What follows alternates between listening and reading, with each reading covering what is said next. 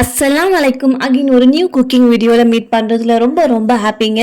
இன்னைக்கு நிமிஷத்தில் செய்யக்கூடிய ஒரு சூப்பரான சட்னி ரெசிபி தான் பார்க்க போகிறோம். இட்லி தோசை எவ்வளோ சாப்பிட்டாலும் பத்தாதுங்க, அந்த அளவுக்கு சட்னி வந்து செம்ம டேஸ்ட்டாக இருக்கும்.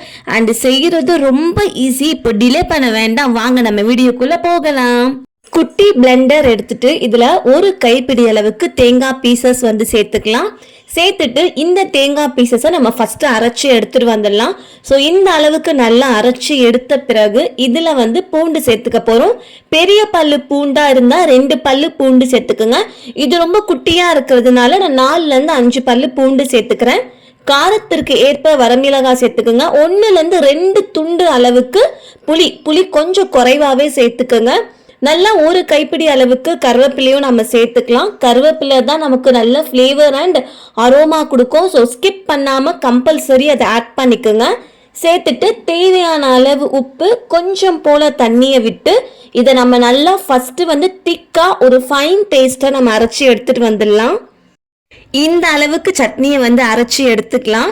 இப்போ இதை வந்து நம்ம வேற ஒரு பாத்திரத்தில் மாற்றிட போகிறோம். உங்களுக்கு சட்னி நல்லா திக்காக சாப்பிட பிடிக்கும் அப்படின்னா நம்ம இப்படியே கூட யூஸ் பண்ணிக்கலாம். இல்லை கொஞ்சம் வாட்டர் கன்சிஸ்டன்சியாக தேவை அப்படின்னா உங்களுக்கு எந்த அளவுக்கு சட்னி வேணுமோ அந்த அளவுக்கு வந்து நீங்கள் தண்ணியை சேர்த்துக்குங்க. அதுக்கு தகுந்த மாதிரி உப்பையும் கொஞ்சம் பார்த்து கரெக்டாக சேர்த்துக்கலாம். நம்மளோட வீடியோவை ஃபர்ஸ்ட் டைம் பார்க்குறதா இருந்தால் மறக்காமல் நம்ம சேனலை சப்ஸ்கிரைப் பண்ணுங்கள். பக்கத்தில் இருக்கிற பெல் பட்டனையும் ப்ரெஸ் பண்ணுங்கள். அப்போ தான் நான் போடுற வீடியோஸ் எல்லாமே உங்களுக்கு நோட்டிஃபிகேஷனில் காட்டும். சட்னி ரெடி ஆயிடுச்சு. இப்போ நம்ம தாளிப்புக்கு போயிடலாம். தாளிப்பு கடாயில் 1 ஸ்பூன் அளவுக்கு மட்டும் எண்ணெய் சேர்த்துக்கோங்க. எண்ணெய் சூடானதுமே 1/2 ஸ்பூன் அளவுக்கு கடுகு, 1/2 ஸ்பூன் அளவுக்கு உளுத்தம்பருப்பு, கொஞ்சம் போல கருவேப்பிலை, ஒரே ஒரு பச்சை மிளகாய், சின்ன வெங்காயம் இருந்தது அப்படின்னா 4லேருந்து 5 வெங்காயம் போல சேர்த்துக்குங்க. வெங்காயம் அதிகமாக சேர்க்கக்கூடாது, ரொம்ப குறைவாக சேர்த்துக்குங்க. இல்லை அப்படின்னாலும் ஒன்றுமே கிடையாது, பட் சேர்த்திங்க அப்படின்னா இன்னுமே டேஸ்ட்டு சூப்பராக இருக்கும். இதை கொஞ்சம் போல் வதக்கி விட்டுடலாம். வெங்காயம் கொஞ்சம் போல் நிறம் மாறி வந்ததுமே நம்ம ஸ்டவ்வை ஆஃப் பண்ணிட்டு நம்ம சட்னியில் கொட்டிட்டோம் அப்படின்னா சூப்பரான சட்னி ரெடிங்க.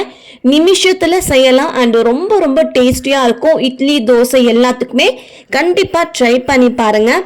நம்மளோட வீடியோவை ஃபஸ்ட் டைம் பார்க்குறதா இருந்தால் மறக்காமல் வீடியோவை லைக் பண்ணுங்கள். உங்கள் ஃபேமிலி அண்ட் ஃப்ரெண்ட்ஸ் கூட ஷேர் பண்ணுங்கள்.